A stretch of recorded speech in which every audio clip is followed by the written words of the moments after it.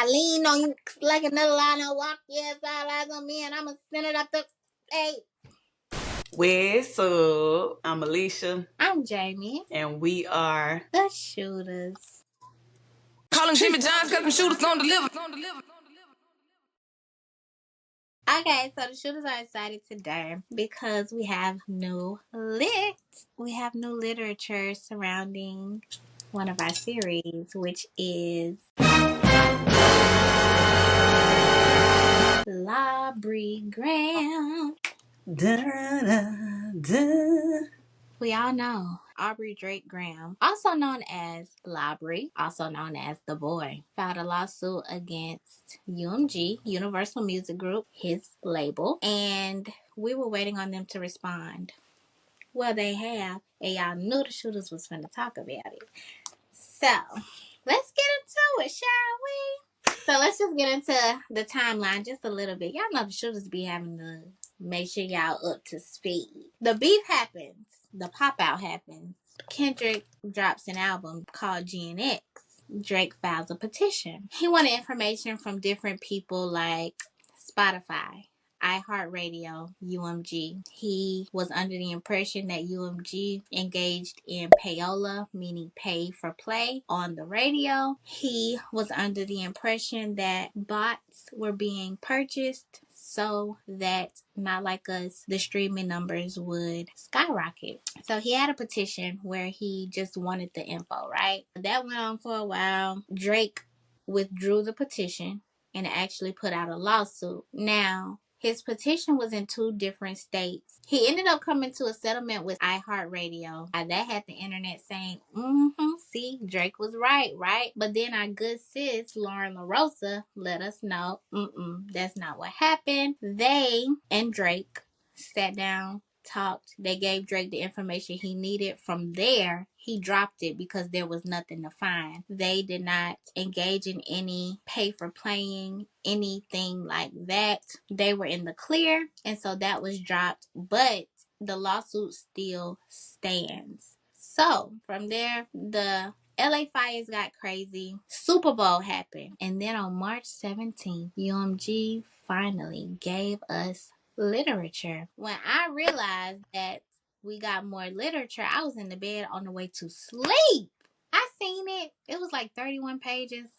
Read them. Easy. That is why we are here today, because UMG responded. Now let's get into it. If y'all will remember Drake's lawsuit, his lawyer team started out with a quote, and the quote read, "A single lie can destroy a reputation of integrity, and while it takes years to build a reputation, it can be ruined in 5 minutes." That quote came from Sir Lucian Grange, who is the chief executive officer of UMG.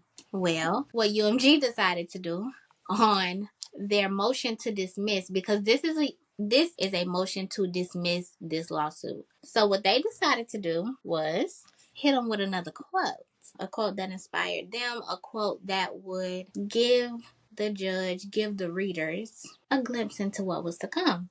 And it was from old Drake. It was from the Drake that I loved. That quote read, "Yeah, I want it all. That's why I strive for it. This me, you never hear a reply for it." That is from Drake. And I just want to be successful. What's your thoughts about the quote, Shu? That's how they open it up. how many times have we said that the stuff that Drake say don't age well? That's all I can say. I mean, he just not the man he wanted to be. Happens to the worst of us, I guess. The worst of us. Because the best of us strive to be who we are every day of the week. Right? The best of us try to at least be like, dang, I need to get myself back together. They decided UMG was a little petty. They said, "Okay, quote me, I quote you. I'll bet my eyelashes too." Then I'm gonna flutter my eyelashes too. Let's move on. They gave that quote. That was funny. Shoulda said it best. Drake don't always mean exactly what he say when he say it. Now, UMG started out with stating their goal. This is what they said. This is how they opened it up after the quote. They said, "The plaintiff, one of the most successful recording artists of all time, lost a rap battle that he provoked and in which he willingly participated. instead of accepting the loss, like the unbothered rap artist he often claims to be, he has sued his own record label in a I think misguided is important there, attempt to salve his wounds. Plaintiff's complaint is utterly without merit and should be dismissed with prejudice. So they stated their goal clearly. Their goal was for this lawsuit to be dismissed with prejudice. To be dismissed with prejudice means that the lawsuit at that point is over and done with. It can never be brought back to court. So that is what they want. Without prejudice, you can bring it back if you gain new information. With prejudice, it's over, never to be spoken about again. So after they stated their goal in the introduction, they laid out their main points. Okay, their first point of their motion to dismiss is that Drake encouraged the feud. They say in spring of 2024, two of the most popular recording artists in the world, Kendrick Lamar and Aubrey Drake Graham, engaged in a high-profile rap battle. Over the course of approximately 2 months, they exchanged increasingly vitriolic and incendiary diss tracks, sometimes responding within hours of each other. Drake encouraged this feud. For example, when he felt that Lamar was taking too long to respond, Drake released a second recording in which he goaded Lamar to continue the public rap battle. Lamar did just that, and collectively, Drake and Lamar released a total of 9 tracks taking aim at each other. Well, multiple commentators declared Lamar to be the winner of the battle. So that's the first point. All right, number 2. Drake did it too. They kind of iterated that in the first paragraph. This boy was involved and engaged. Not only was he involved and engaged, but he literally provoked Kendrick, or just like was poking at the bear. Drake has been pleased to use UMG's platform to promote tracks leveling similarly incendiary attacks at Lamar, including most significantly that Lamar engaged in domestic abuse and that one of Lamar's business partners and managers is the true father of Lamar's son. But now, after losing the rap battle, Drake claims that Not Like Us is defamatory. It is not. Period. They crazy. He was pleased to use our resources and our reach to say these things about Lamar. I love that. He was pleased to do it. The third point, Drake's literature, his lawsuit, lacks context. UMG said, while the complaint focuses almost entirely on Not Like Us, it disregards the other Drake and Lamar diss tracks that surrounded Not Like Us, as well as the conventions of the diss track genre, and thus critically ignores the context of the dispute. Assessed in context as it must be. Not Like Us clearly conveys non-actionable opinion and rhetorical hyperbole.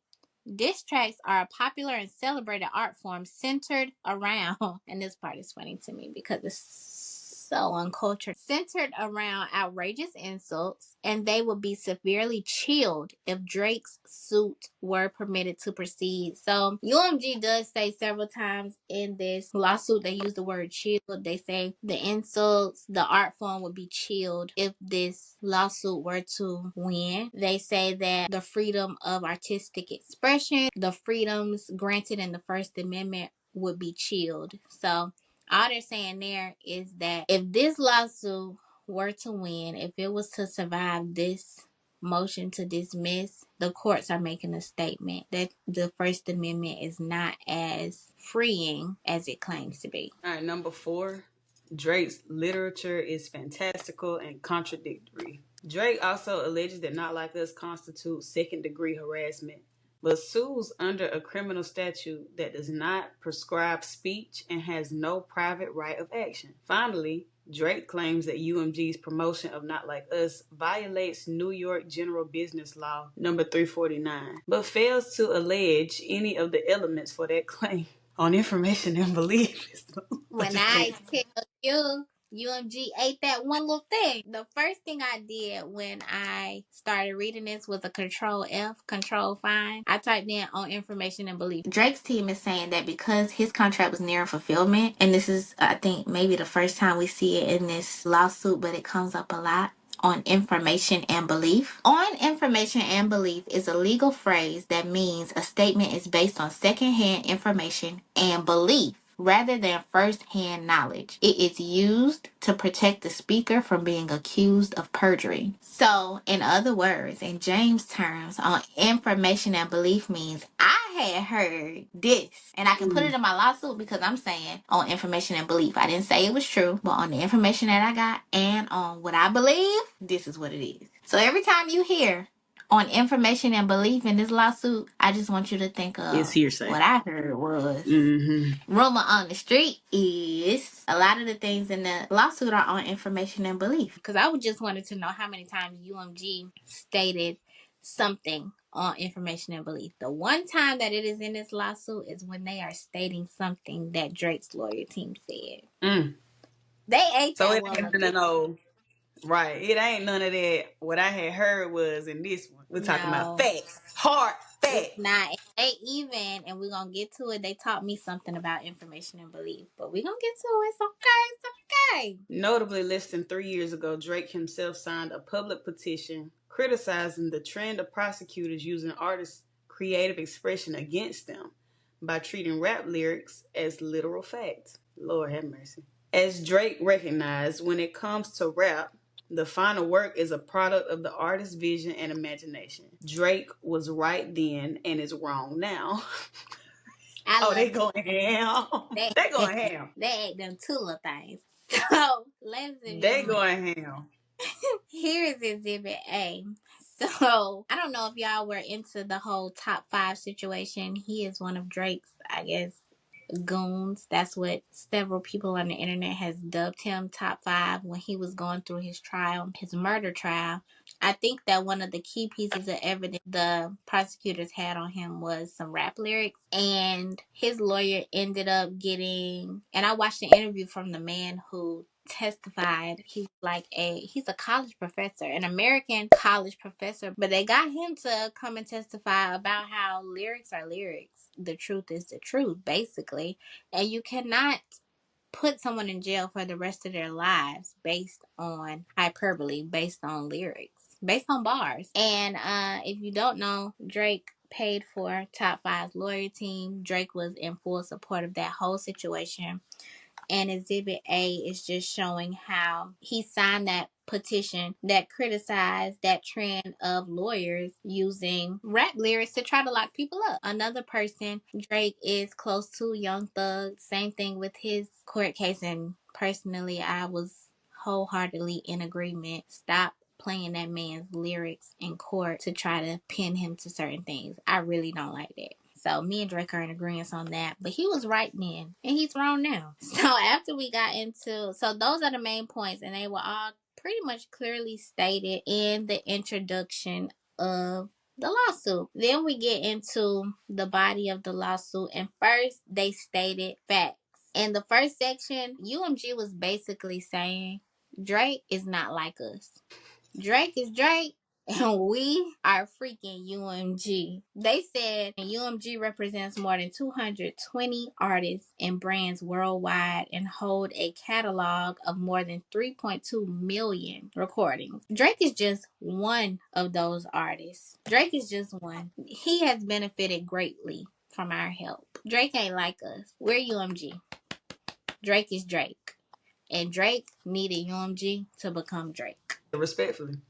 UMG represents artists through inter alia, recording, distribution, publishing, and third-party licensing agreements. As we move forward, just know that inter alia means, among other things, they use it often. Drake and Lamar engage in a vitriolic rap feud. So, in this portion, the overarching theme is that rap beefs are nothing new under the sun. Not Like Us, the recording at the center of this action, was released as a part of a rap beef between Drake and Lamar. The artist's feud reportedly traces its origins back more than a decade, but broke into the public domain in early 2024 when Drake and Lamar began trading diss tracks, sometimes within the same hour. When it comes to defamation, you are defaming someone's name, but the essence of a rap battle is essentially that. And so, UMG just wants to make clear the context of this situation so that it is not missed by the jury, the judge, the listeners. So they say Drake and Lamar's feud, it was not unique in the world of rap. And they also end up saying that Drake does this all the time. They mention Meek Mill, they mention Pusha T, and they also state in that same portion that Drake is the one who popped off with the insults. It says the public feud between Drake and Lamar traces back to the October 23 recording of First Person Shooter by Drake and J. Cole, in which J. Cole rapped that he, Drake, and Lamar were the big three, the top three rappers in the industry. In response, Lamar appeared on the March 2024 track Like That with artists Future and Metro Boomin, in which he rejected the notion that Drake and J. Cole were his equals. Rapping, Mother the Big Three, it's just Big Meat. Bump. To say what started the beef, if we're gonna say Like That started it or First Person Shooter started it, when we get into insults, UMG is stating that Drake began with the insults. All Kendrick was saying in the beginning is, let's not compare ourselves. It's big me, I'm by myself. Don't put me on y'all's pedestal, right? Mm-hmm. We begin with the insults in the first track to drop from Drake, which is Push Ups. And this is where UMG gets into a little lyric breakdown of their own. If you will remember from our previous episode about this lawsuit, Drake did a very chopped and screwed lyric breakdown, a very uncontextualized lyric breakdown of Not Like Us. And UMG said, I'm gonna bet my eyelashes Let's steal them too. hoes in. They said we can do it too. And if you will remember, they said in the introduction that this entire thing has to be placed within context, right? So they said, let us take y'all back, man, To the very beginning. as I do so well. That's what they said. So the recording takes aim at Lamar insulting, among other things, his height. How the you big stepping with a size 7 men's on? And he said, Pip squeak pipe down. His career. Took shots at his career. Your first number one, I had to put it in your hand. Your last one bricked. You really not on. And he said, I'm at the top of the mountain. Just to have his top with your, I had to hike down. He also encouraged the feud. And he said, and that song y'all got did not start this beef with us. This been brewing in a pot and now I'm heating up. So, right there, they let you know that Drake started the insults, number one, and that he encouraged the feud that was to follow. Yes, Okay, boo. So then, seemingly impatient with the time it was taking Lamar to respond, Drake released Taylor Made Freestyle on Instagram. The recording uses artificial intelligence to make it sound as if the voices of deceased rap icon Tupac Shakur and rapper Snoop Dogg are rapping Drake's lyrics. In their voices, Drake taunts Lamar for his delay. More notably for present purposes, Drake urges Lamar in the voice of Tupac to talk about Drake like a young girl's on Lamar's next track. Lyrics are as follows. Kendrick, we need you, the West Coast savior. Engraving your name in some hip hop. You gotta read it like Tupac. Kendrick, we need ya. Like that. Girl, I have yet to hear this song. So if you would like to pass off this mic, go for it. I will not be doing that. Kendrick, we need you. The West Coast savior. Engraving your name in some hip hop history. If you deal with this viciously, you seem a little nervous about all the publicity. If this Canadian light skinned dot.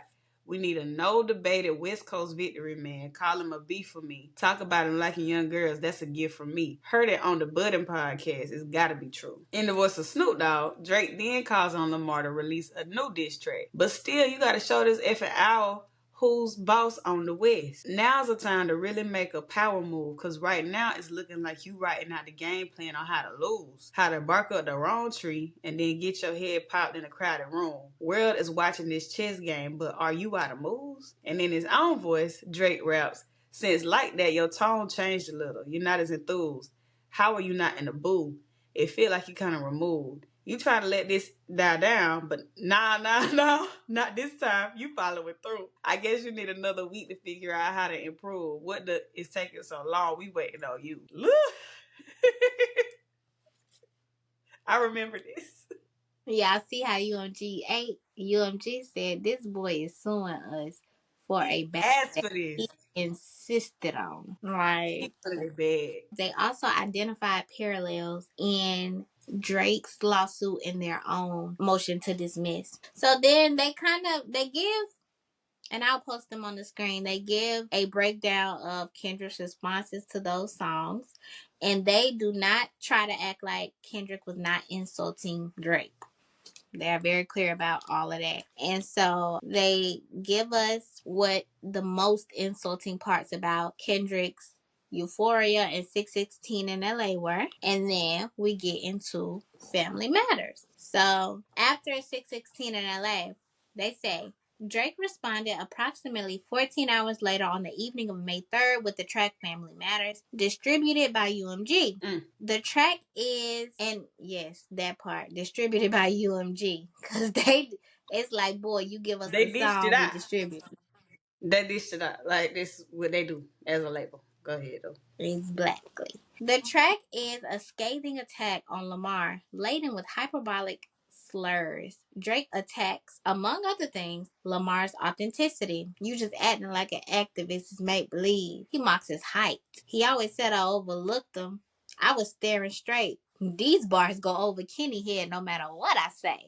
States that Lamar cheats on his fiance. Why did you move to New York? I knew it Is was it because coming. you life proposed in 2015? Don't want to make her your actual wife. I'm guessing this wedding ain't happening right because we know the girls that you actually like. Your darkest secrets coming to light, and asserts that one of Lamar's children was fathered by one of his business partners and managers, Dave Free. Your baby mama captions always screaming, "Save me. You did a dirty all your life. You trying to make peace." I heard that one of them little kids might be Dave Free. Don't make it Dave Free because if your GM is your BM secret BD, then it's all making plenty. Sister me. Hey, let that shorty breathe. And one thing I will give you, MG, if you watched our previous video, you know that Drake's lawyers significantly chopped and screwed. They put the lyrics where they wanted it to be. What UMG did, I mean, this the order. You know what I'm They saying? went in order of the beef, first of all. This They song went came in out. order That of the song beef. came out. They put everything in context, went in order of the beef, and they went in order of the lyrics as they come into the As song. they came. So Mm-hmm. I get them that if I don't give them that now. Okay. Now, if you guys will remember, in Drake's lawsuit, he said that the recording repeatedly suggests that violence should be used against Drake, and he said that this was displayed in different lyrics like "wop wop wop wop wop," which is the sound of someone being beat up, and says Lamar will F him up. He says that he will not make it out of Oakland alive, the city where Kendrick Lamar grew up. When he said, I think that Oakland show gonna be your last stop. The recording makes clear that justice will be served not through the legal system or commentary on social media when he says F a caption, but through physical violence. I want action, no accident. I'm hands-on. He messed around and get polished. And at the end of the recording, the lyrics threateningly repeat, "Hey, hey, hey, hey, run for your life." UMG was going to bet their eyelashes with that as well. And talk about the violence laden in Drake's tracks. Drake also raps that Lamar physically abuses his fiance, stating, "When you put your hands on your girl, it's a self-defense because she's bigger than you." And they hired a crisis management team to clean up the fact that you beat on your queen. The recording also makes various other allusions to violence, including gun violence. Drake opens that he has emptied the clip over friendlier jabs.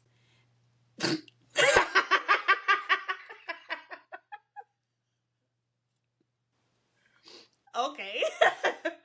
As as which one of my so-called need a shell from the clip and raps, "Come get this whooping. I'm handing them out." The track closes with Drake stating, "You're dead. You're dead. You're dead. There's nowhere to hide. There's nowhere to hide." Multiple gunshots. Multiple gunshots also sound at various points in the recording.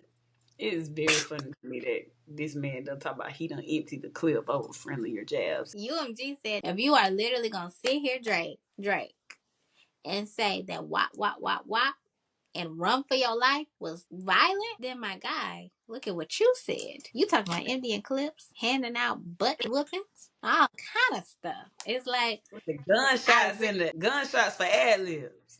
Yes. As I continue to read this, y'all, in my bed, it's literally giving story number one, and it's giving, why did he do the lawsuit again? He didn't think about this. But I will But also say, go ahead. I feel like the lawyers listen to our podcast because we said it. We said all Kendrick got to say is he told me to talk about him liking young girls. I'm just a pawn, Your Honor. We said it. We said a lot of stuff. But We hey, did. Again, I just like to point out for those, because we still got commenters who be saying weird supportive stuff of Drake. The reason that Drake did this lawsuit is because he is a culture vulture.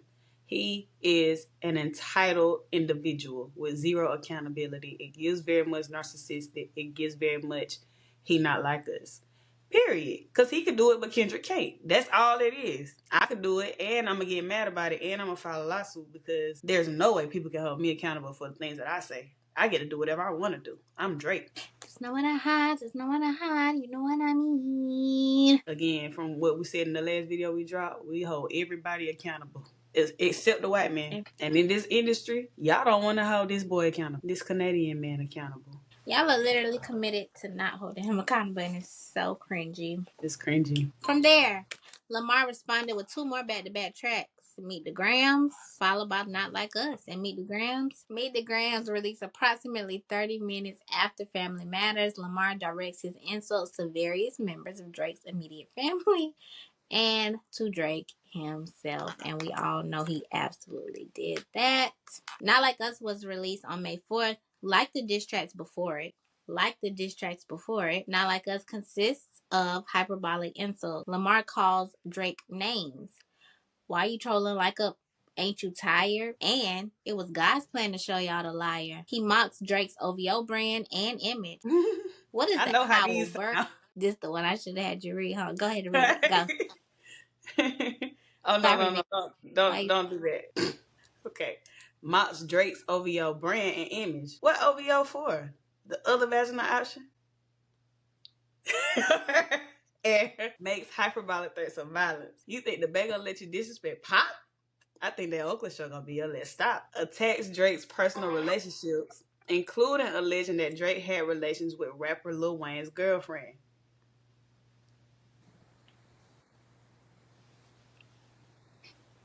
If the Wayne girl was was in jail, that's conniving. And get his face tatted like a apologizing. And calls him a effing colonizer, inferring Drake exploits other artists for fame and financial benefit. No, you're not a colleague, you're a colonizer. Taking up Drake's invitation and tailor-made freestyle to talk about Drake liking young girls. Lamar also makes various statements at issue in the complaint, including, say Drake, I hear you like 'em young.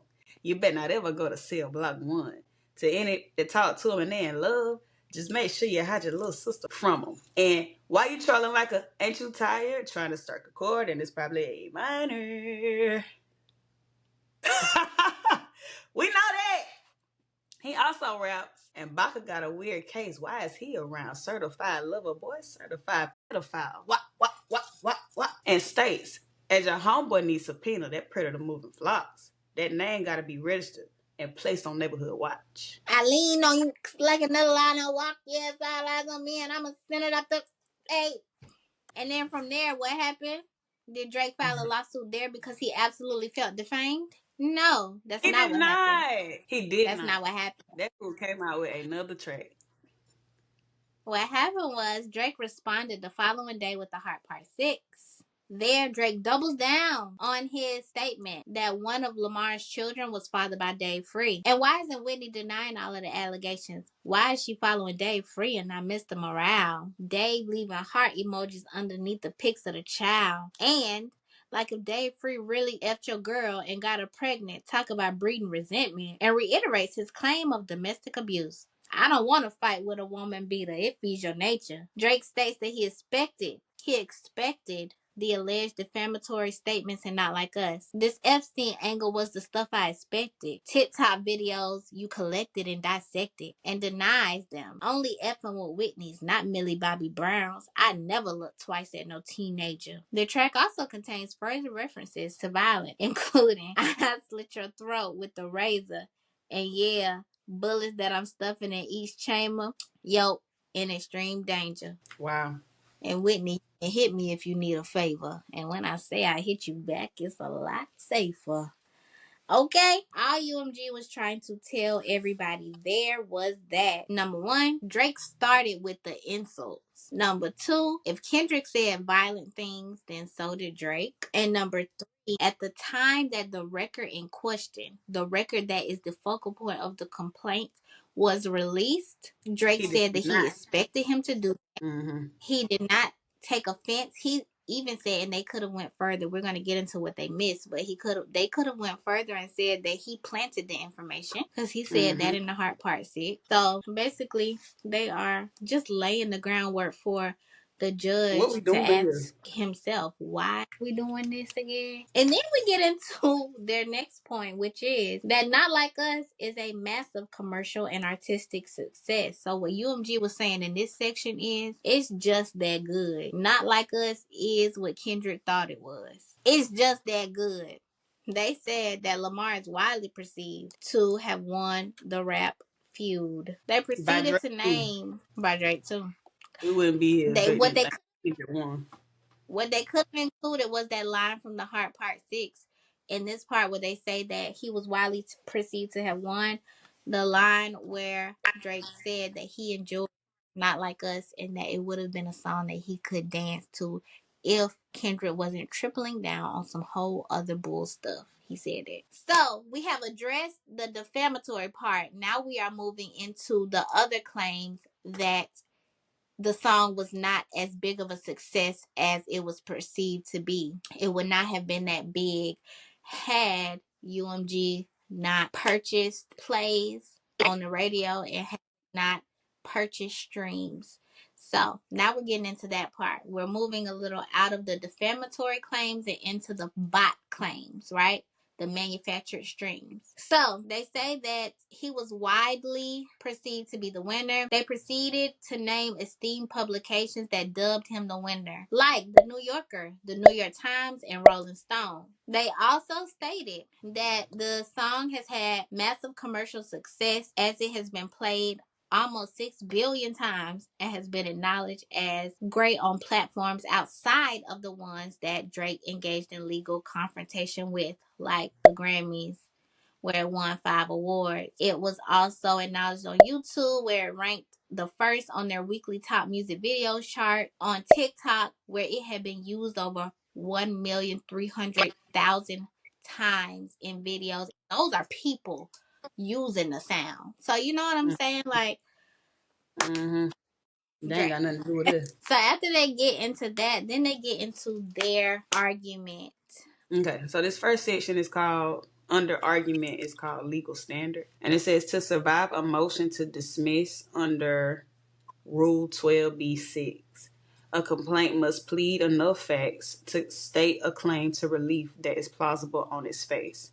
The court can credit only well-pleaded, non-conclusory factual allegations and must disregard legal conclusions. Now, what does all of that mean?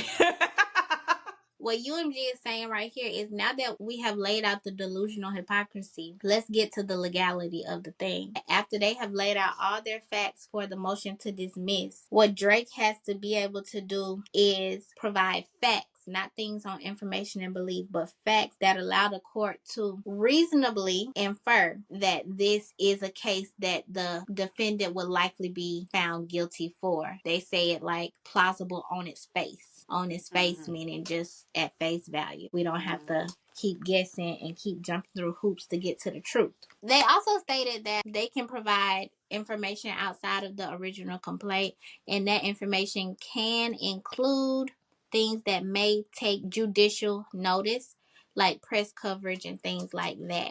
Of course, when you are doing any type of court case, it is the easiest thing to do to figure out the precedents that have already been set. And UMG's team stated that the courts in the district in which the case is being tried have observed that there is particular value in resolving a defamation claim at the pleading stage, at the stage they are in right now, so as not to protract litigation through discovery and trial, and thereby chill the exercise of constitutionally protected freedoms. They are saying, y'all know doggone well it is best if we figure this out at this stage, as to not use the court's resources, getting a jury, going through a long trial, wasting all this time and money to get to the conclusion that all either party was doing was expressing themselves, was exercising their constitutionally protected freedoms to be able to speak.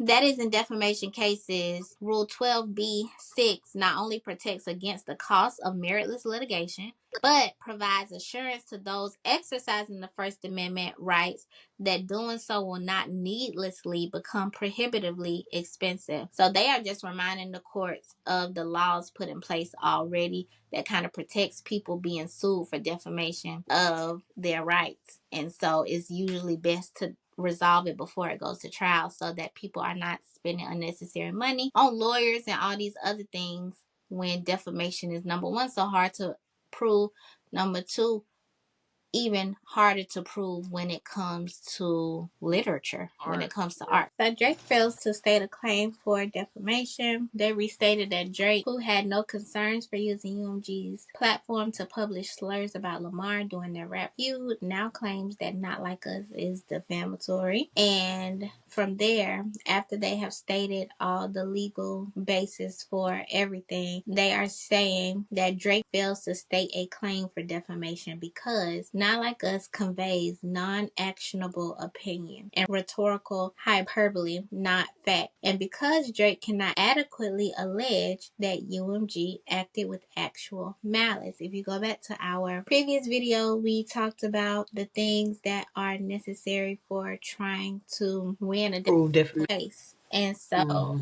they are basically saying that he is not meeting quite a few of those things. It says to succeed a defamation claim, Drake must establish a defamatory statement of and concerning the plaintiff, publication to a third party, falsity of the defamatory statement, and special damages or per se actionability. Per se actionability means that there is criminal action, illegal action that has clearly taken place to where we don't need other things to actually try the case. And UMG is saying that that's not the case here. Whereas here, the plaintiff is a public figure. He must prove that the allegedly defamatory statement was made with actual malice. That is, made with knowledge of its falsity or with reckless disregard of whether it was false. And again, I just want to say that we could definitely say that Drake, of all people, probably is more so guilty of defamatory material. And also, we cannot say that UMG, who is being sued, acted with actual malice.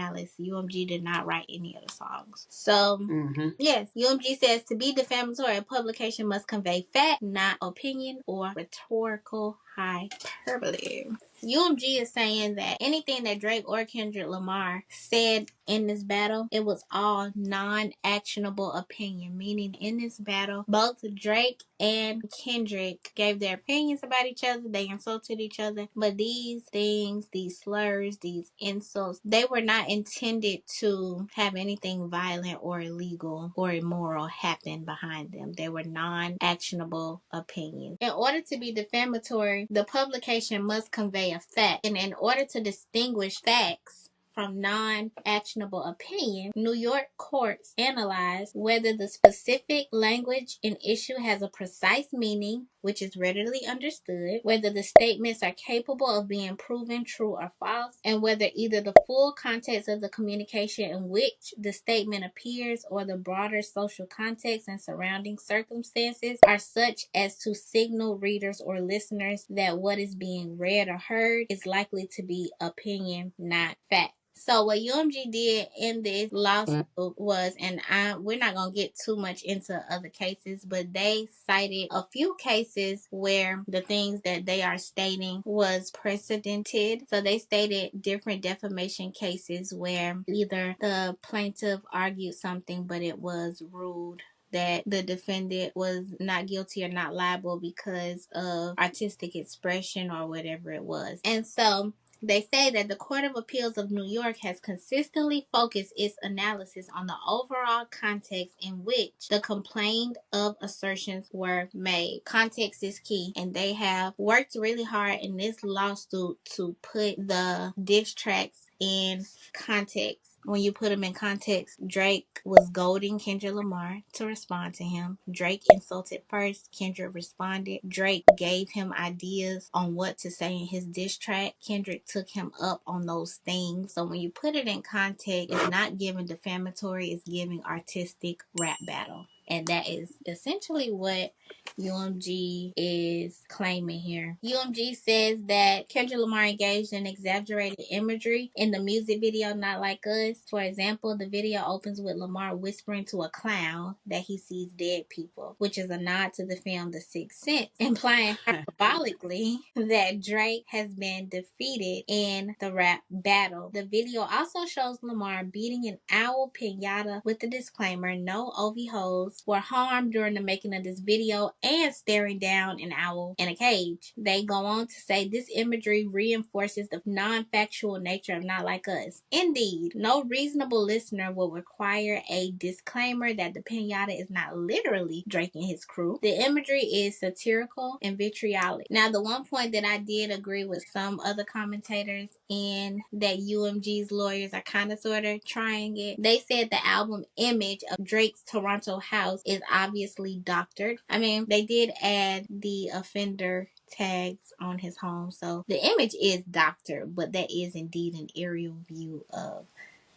Drake's home. The broader context also reinforces that Not Like Us is non-actionable. Not Like Us did not emerge out of thin air. It was Lamar's culminating diss track in one of the nastiest lyrical warfare rap feuds in recent history. I would definitely echo that. It followed the release of 7 preceding tracks in which Drake and Lamar hurled increasingly vitriolic allegations at each other, including Drake slurs that Lamar's son was fathered by someone else and that Lamar cheats on and physically abuses his fiancée. If ever there was circumstance for the audience to anticipate the use of epithets, fiery rhetoric, or hyperbole, this is it.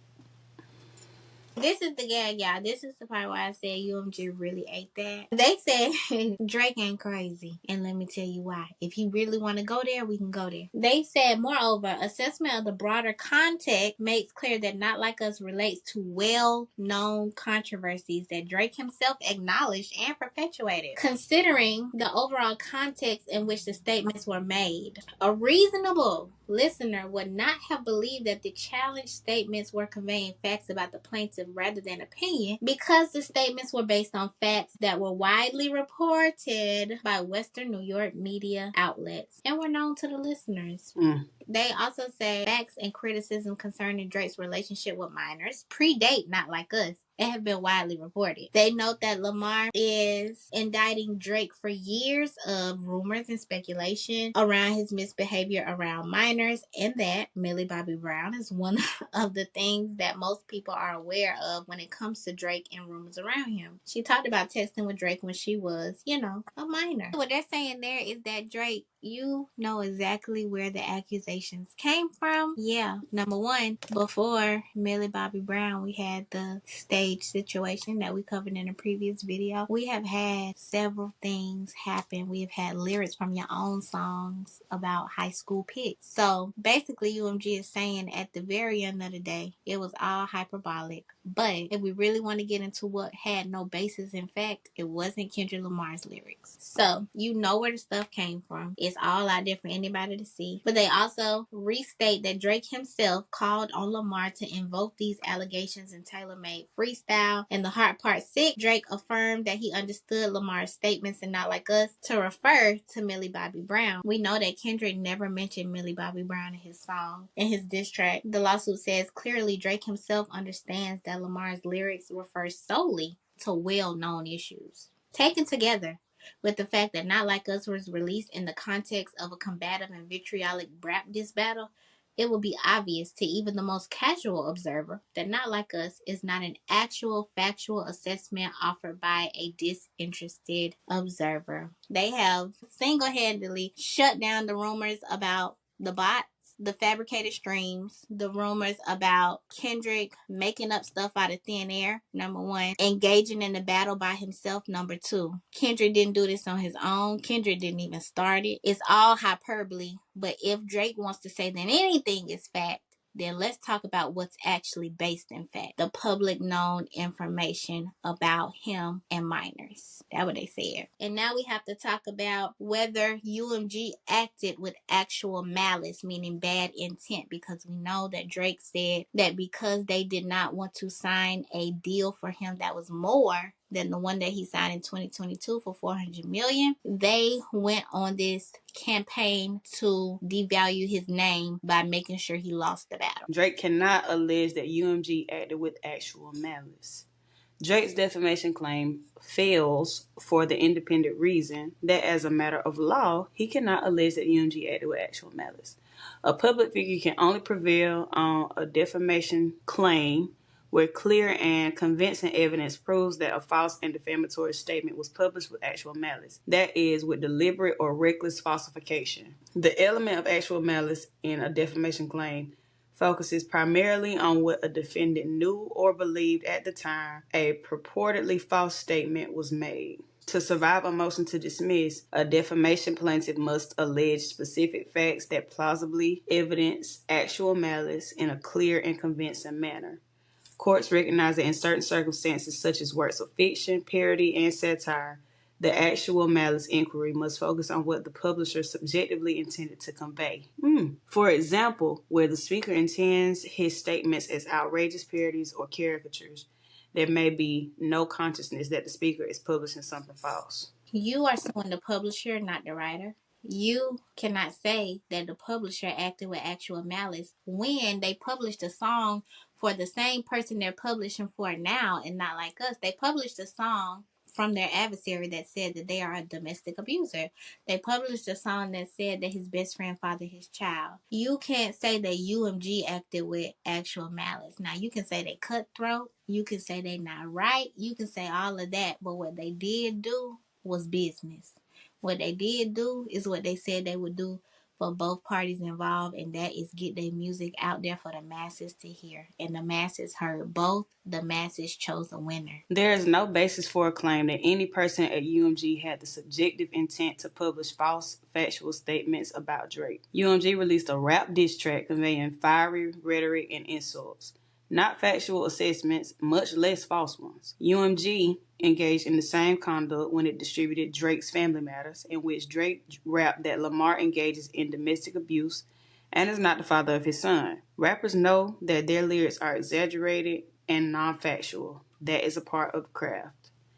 The actual malice question is therefore what UMG intended to convey. And Drake has not alleged any specific facts plausibly evidencing in a clear and convincing manner that anyone at UMG intended to convey or indeed believed that the public will understand, not like us as conveying, anything other than what it was, an incendiary diss track. We bringing it home now, y'all. The last thing that Drake said was that because of this track, he endured harassment in the second degree. The lawsuit says, first, there is no private right of action. What does all that mean? When a law has no private right of action, it means that only the government can sue to enforce it, and the private citizens cannot file lawsuits based on alleged violations. I am not in law school, y'all, so I am not getting deeper than that into it. But what UMG is saying is the statute that Drake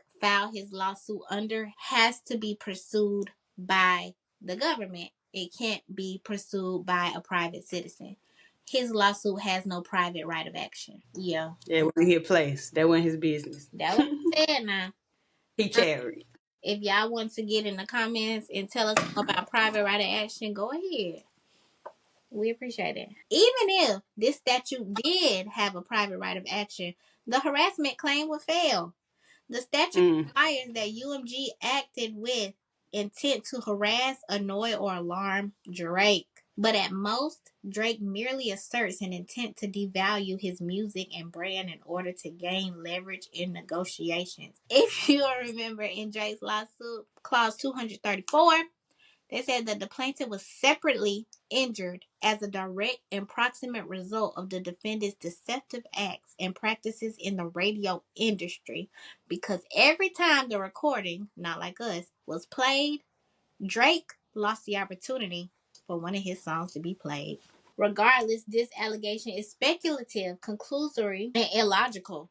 Drake does not even attempt to explain how a contract with Drake would be more profitable for UMG if Drake was devalued. After all, any decreased leverage would presumably come from decreased revenues. So no matter how much they spend on your contract, if you no longer have an image, they are losing money. So what? Like, explain that. It says, moreover, Drake's allegations are contradicted by his allegations that UMG had the opposite incentive with respect to re-signing Lamar. If y'all remember from the first lawsuit, they said that they did all of this for Kendrick during this battle because they were in negotiations with him to sign directly to UMG, not going through, TDE or anything else. Signing directly to them. Because of that, they promised Kendrick, we can get your music to go bigger than it's ever gone in a short amount of time, according to Drake. They just kind of get in their bag at this point. They said next, even if Drake could surmount these obstacles, his claim would still fail because he cannot meet the constitutional test for incitement in any event. The speech must both be intended to produce and likely to produce imminent disorder. Neither is satisfied. The first question is, did Kendrick intend to have people go after Drake? No. But did UMG, the people being sued, intend that? Absolutely not. They didn't know what Kendrick was going to send them to put out there. Even accepting Drake's nonsensical theory that UMG wanted to devalue his brand, Drake never alleges that UMG specifically intended to cause violence against him, and any such allegation would be utterly implausible. It's a diss track. Y'all remember how we laughed at this part. Drake attempts to contort violence metaphors and lyrics into incitement, like when he said, like the sound of someone being beaten up. The recorder repeats, wah, wah, wah, wah, wah, and then says, Lamar will F him up. UMG says, stop it. Cut it out. In short, as of his defamation claim, Drake seeks to chill a form of artistic expression that he himself has embraced. So they are just systematically breaking down each and every one of his claims. Finally, Drake purports to bring a claim under New York General Business Law 349, which he asserts UMG violated by covertly financially incentivizing third parties to play, stream, and promote the recording, and then by making materially false and misleading representations of the recorder's popularity to consumers. These allegations are entirely bogus, but in all events fail to state a claim. To state a claim, a plaintiff must allege that the defendant's conduct was consumer-oriented, the defendant's act or practice was deceptive or misleading in a material way, and the plaintiff suffered an injury as a result of the deception.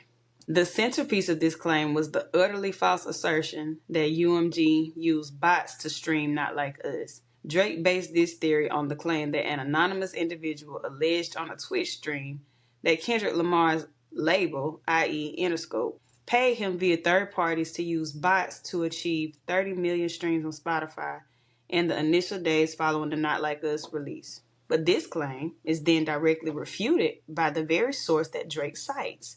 In the Twitch stream, the anonymous speaker, this is so funny, already a dubious source, claims that he was hired by Anthony Saleh, who is Kendrick Lamar's manager. He said, and if you was into the stream and stuff, you know exactly who stream it was, whether he had that distorted voice on there talking about, yeah, UMG paid me to do this and this and this, and then he say who actually handled the transaction, and it was Ant, Kendrick's manager. What Ant got to do with UMG? So he's citing that in a legal claim, but the dude who was saying this information, he just saying names that he know. Yeah, UMG paid me to do this because Anthony Slay did this and this and this.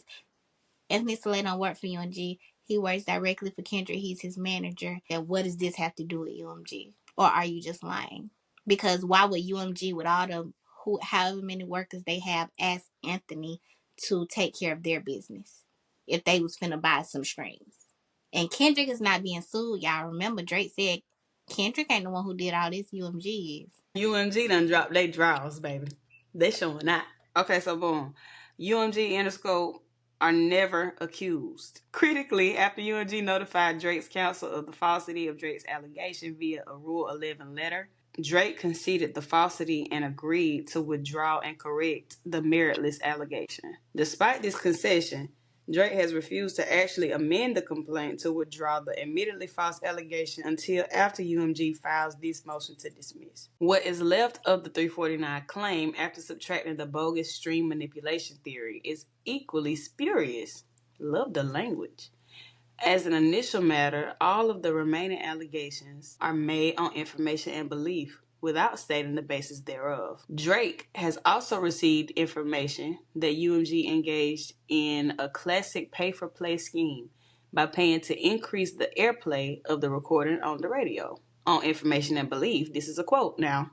UMG employed a similar scheme by paying social media influencers to promote and endorse the recording and video. This is, of course, improper pleading and warrants dismissal. Information and belief allegations require allegations of fact in support. Information and belief allegations must be accompanied by a statement of the facts upon which the belief is founded and cannot rest on pure conjecture and speculation. Every single last one of them on information and beliefs in their last lawsuit or in the first piece of literature from Drake team. None of it had any facts. The Law 349 requires a plaintiff to allege that he suffered an injury as a result of the deception. Yet, now that artificial streaming is out, Drake does not assert that any of UMG's other supposedly deceptive conduct injured him, save for putative misstatements concerning the popularity of Not Like Us on the radio. They really just took his little claim and just... To state a 349 claim, the plaintiff must allege also that the defendant's conduct was consumer-oriented. And to that, UMG says you failed there too. There's no consumer-oriented conduct. The deceptive act. Drake alleges that UMG marketed the recording as chart-topping, despite knowing that it had paid third parties, including radio stations, to play and promote the recording. But his complaint alleges only that UMG marketed Not Like Us as chart-topping on its website for licensing on television and in film, meaning that their marketing on their website was geared toward TV and film, so the industry, not consumers. So this marketing that he is trying to say, all this fabricated stuff, wasn't consumer related, according to him, according to Drake. It was deceptive or misleading in a material way. Drake never alleges, nor could he. I love how they add they love one too. That Not Like Us would not have been chart topping had it not been for the alleged payments at issue. Nor does he include any allegations as to why the chart topping claim would be material in any event. So they're saying Drake didn't say, and he couldn't say if he wanted to say, that Not Like Us wasn't going to do its big one if they didn't do these mysterious fabricated streams. Third, Drake's allegations of injury and causation are lacking. Drake's theory that every time the recording was played, Drake lost the opportunity for one of his songs to be played is wildly speculative and not cognizable. Nor does Drake allege that any lost radio opportunities were the result of any supposed UMG misstatements about the song's popularity. So just because UMG say the song popular, now people taking your songs off the radio? Not quite, Drake. And for all these reasons, Drake's claims fail. For all of the foregoing reasons, the plaintiff's complaint should be dismissed with prejudice. And that is their 1-2 on that. I thought that they ate that. TDE. I really did. Damn. I thought it was good. I thought that they got him where they needed to get him, but I do think they missed some things. We talked about how in the Hard Part 6, Drake said that Kendrick was molested as a child, and that's defamatory, especially if it's not true. Mm-hmm. I think that they could have added that in there. I think a different angle that they could have taken but they didn't take was that because Drake is saying that Kendrick's lyrics are facts and they are defamatory facts, they are not art, I think they should have included that Drake in the Hard Part 6 said all of his raps in the diss were facts. He actually said everything in mine are facts.